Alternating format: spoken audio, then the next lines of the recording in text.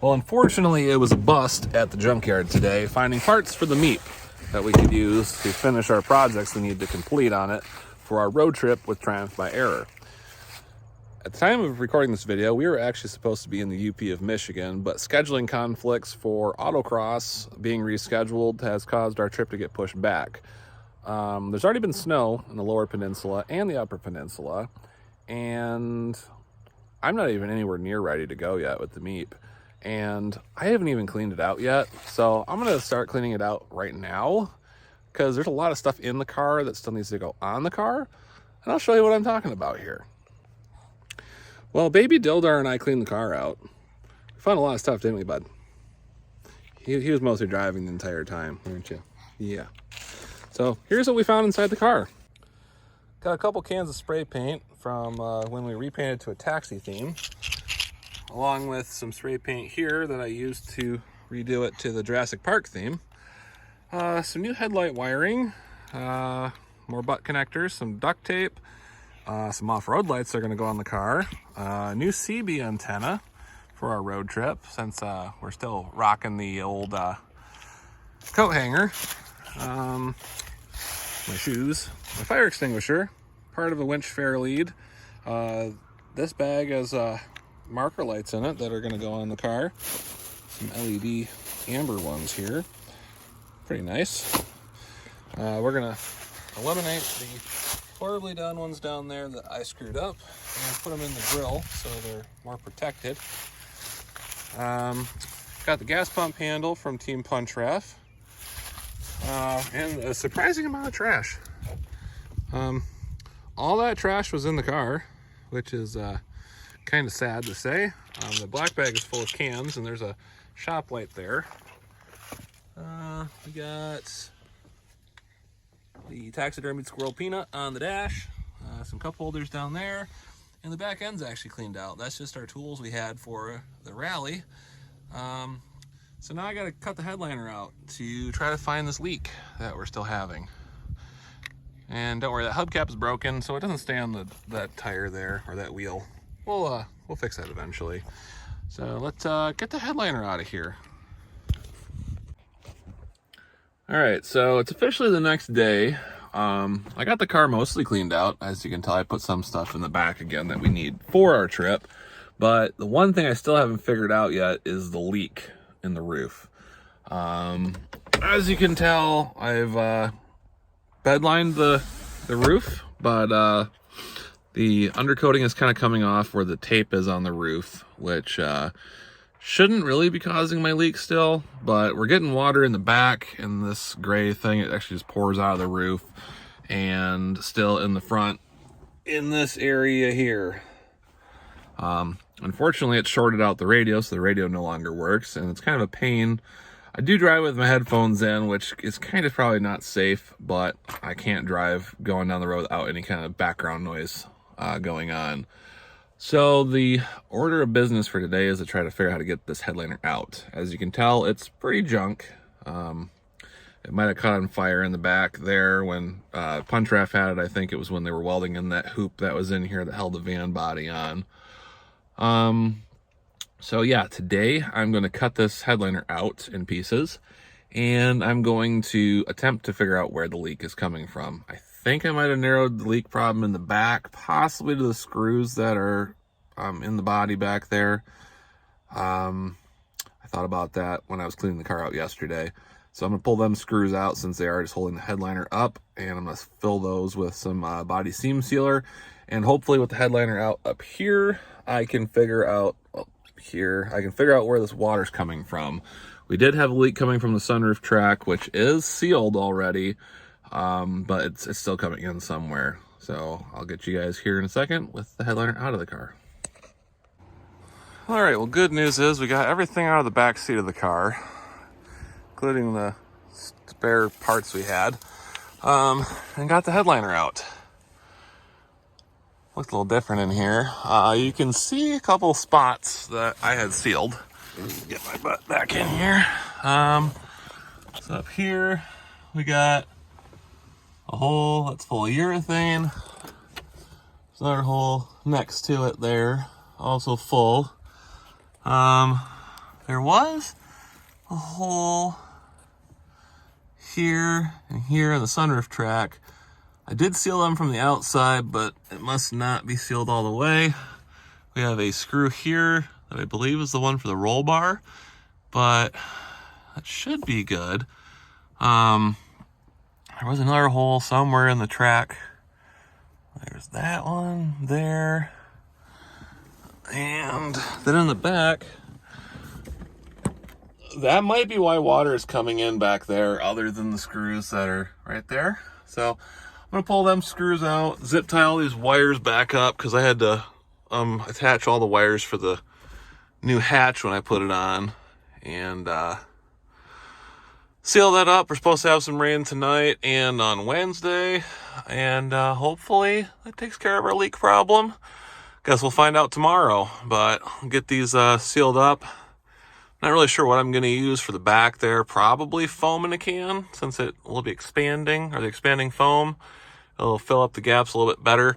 I might have some, I don't have by a seam sealer for up front here, and I do want to pull that screw there back out of the roll bar, fill it from the bottom here, and then put it back in to see if that takes care of any water intrusion up here in the front. Honestly, if this thing didn't have a sunroof in it, it'd be great. I'm not a big sunroof guy, but yeah, looks so much different in here now without the dirty headliner. Maybe I'll have to eliminate these airbags next. All the airbag warning lights are on anyway, so I don't think they function. And they're pretty nasty, full of water. I really don't want that smacking you in the head in case if there's ever an accident. So if anybody knows how to remove airbags on a Mini Cooper safely, let me know down in the comments below. I do obviously know you gotta disconnect the battery so there's no power going to it, but if that's all I gotta do is really just disconnect power. Oh, that sunroof drain is not connected. That could also be a problem. Let's plug that guy back in there. Come on, see if I can zoom you guys in. Yeah, this drain right here was not actually hooked in, so that could be part of our problem. The other side is still connected, which is good. I really never actually had any water come down on this side over here. It was mostly like in this area here, because the water comes down, would puddle up, and then go through the holes that were drilled in the headliner. But now that that's connected, that might be one less chance the water comes in if it gets through the sunroof area. But yeah, let's go find some foam in a can and some more body seam sealer and fill these holes up. Also, I gotta tighten this visor down. Of course, it is nice that I got a little more headroom in here. Oh yeah, I gotta get the MEEP sticker off the window because that's just falling apart. All right, well, good news. I got the inside of the roof sealed up with foam in a can, in the back where I was saying by where that wiring comes in, and up in the front up here. I've locked the car, unfortunately, so now I can't get inside of it because the keys are in the house, but got no headliner in there. The back end is actually cleaned out. Took the back seat back out of it, and we mounted our CB antenna, and I got the wiring run inside the car. I just need to mount the CB somewhere and get one of them speakers so that we can hear it a little bit better while we're driving. I do need to rewire the running lights up front, and we did adjust the angle on the headlights, so hopefully that makes driving a little bit easier in the morning. The next few days we're going to get the other antenna mounted, which is just a dummy antenna, but kind of gives it more of the Jurassic Park look to it. Get those lights in the front rewired with some halogen ones for now that don't flicker, and keep doing a little bit of things here and there. We did get the fire extinguisher in the car mounted right behind the passenger seat, so now it's readily accessible in case any emergency arises for us or someone else. Well, it's a few days later, and I put the roof rack crossbars on it off the Tercel. And unfortunately, the Tercel is no longer with us. It is back with the Bearded Wrencher. After the transmission gave us issues, he tore it apart for us and found out that some of the synchros are bad and other parts inside of the transmission are damaged. Unfortunately, the body is the reason we had to get rid of it. The passenger side rear lower control arm is about ready to rip out of the body since there is not any metal left. And unfortunately, taking baby Dildar in it is probably not a safe idea. Don't worry, we will find another Tercel in the future. Not this year, maybe not next year, in a year or two down the road, or maybe something different, who knows. But for now, we have the MEEP and the van to drive. Mrs. Hubert's Escape is not getting modified in any way until she gets a minivan. So maybe we find her a minivan first and modify the Escape? We don't know. But after chasing leaks in the roof, I decided to drill more holes in the roof. And if you guys know me, I'm not very smart, so this is something I would definitely do. I still haven't stopped the roof leak yet. The windshield is leaking, which I'm not changing it before winter because in Michigan we get trucks going down the road, throwing up rocks, salt trucks pelting your car all winter long. So it's just gonna stay like that. I think I'm just gonna pull that top molding out and just fill it full of urethane, which I have some left, or I'll just run to the auto parts store and go get some. Also, I did not fix the leak in the back here from the wiring. So I might need to take care of that tonight if we still have daylight. It's only 3 o'clock and it's getting dark. I was gonna throw the traction boards on the roof of this or test fit the roof basket. I did set it on a minute ago and I didn't like the look of it. I do have the hitch mount basket from the smart car that actually fits on here pretty nicely, and it's might be well be putting on there just so I can throw a spare gas can or something up there, and then the traction boards for winter. Since this car sits pretty low, who knows if it gets stuck or not. So let's commence that debacle. Well, here's what it looks like with that one hitch mount basket and the traction boards on the roof, which doesn't look horrible, I guess. Also doesn't look as good as I thought it was going to. Let's test fit the roof basket. I don't really like the air dam on the roof basket. I know it takes away the air noise, but it really kills the fuel mileage. Maybe I'll just take the air dam off. I do have some lights to go on the roof, so maybe that'll keep the noise down. Let's test fit that now. All right, well, the roof basket is on. That actually looks better, although I have now mounted the roof bars too far apart. So now I've got to drill 4 more holes in the roof. So that should be fun. Where's my Gorilla Tape at when I really need it? I'm gonna have to do the Gorilla Tape on the roof again to plug the holes that I just made, because I'm not smart, as we've already been over in this video. Because I need to put those things around this bar, and it only fits on the small beams, not the big ones. And it doesn't touch any of them back here. So either I scoot the whole thing forward, which I'll probably end up doing, so this will be roughly flush with this, and move the back forward. So this will be great. Let's make more holes in the roof. Winning. Well, for those of you that have never actually seen how we hold the back end open, we fabricated this awesome roll bar to clear the hatch just enough that we could put a board underneath it. But if we climb under here, you can see where my water's coming from. There's also a couple holes I might have accidentally drilled through the body, causing water to come in the car. So we are going to try to seal that up now. Also, that foam in a can looks great. Yeah, let's try to seal those holes up for now and see if the rain we get this week doesn't leak inside the car, because there's really no more interior to take out. And as much as I like weight reduction, I kind of want to have some sound deadening in here. So not my best work, but we got her sealed up and the holes I made over there. Hopefully that takes care of the leak from the back.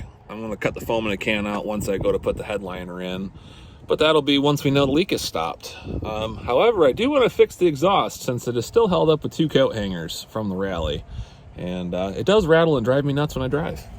So, you know, I've only been driving it for the past 2.5 to 3 months with the coat hangers like that. So I'm gonna go grab some more self-tapping screws out of the shed, or off the side of the shed, whatever comes first, and sink those things back in. If they break off again, I'll have to go over to Tony's house and just weld them onto the car.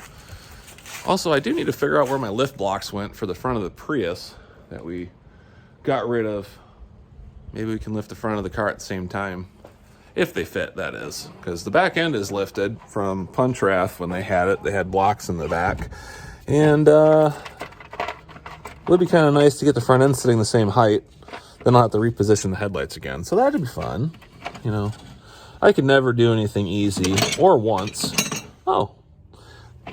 I had brackets in here I could have used to put the roof basket on without drilling holes in my roof. Awesome. Well, there's always next time, right?